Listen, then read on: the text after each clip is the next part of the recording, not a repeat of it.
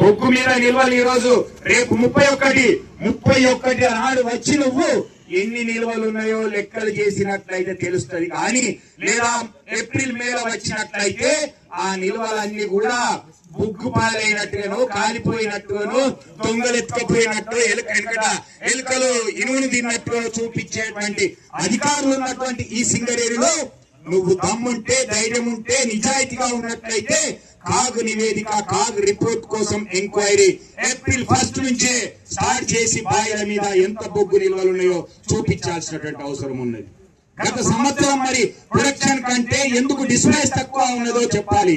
3.5 million టన్నుల బొగ్గు dispatch కాకుండా ఉన్నది. అంత తేడా ఇప్పటి వరకు ఏ సింగరేణిలో ఎన్నడైనా వచ్చిందా అని అడుగుతా ఉన్నది ఈ రోజు.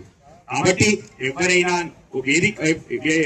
ఎంక్వైరీ చేసేటువంటి సంస్థలకు మేము ఒకటే కోరుతా ఉన్నాం, నీతిగా నిజాయితీగా మా జనరల్ అసిస్టెంట్ మొదలుకుంటే జనరల్ మేనేజర్ వరకు డైరెక్టర్ సిఎండి వరకు దీంతో ప్రమేయం ఉన్నటువంటి రాజకీయ నాయకులతో పాటుగా వాళ్ళ కుటుంబ సభ్యుల మీద కూడా ఎంక్వైరీ చేసుకుంటూ యూనియన్ నాయకుల మీద కూడా ఎంక్వైరీ చేసుకున్నట్లయితే బాగుంటది. కానీ కార్మికుని ఒక్కనే వేధించేటువంటి చర్య సరైనది కాదు అని చెబుతూ మొన్న 29 నాడు బావుల మీద అన్ని బావుల మీద 28 తారీఖున అన్ని బావుల మీద నల్ల బ్యాడ్జీలతో నిరసన తెలుపుతూ మేము మేనేజర్లకు విజ్ఞాపన పత్రం ఇవ్వడం జరిగింది.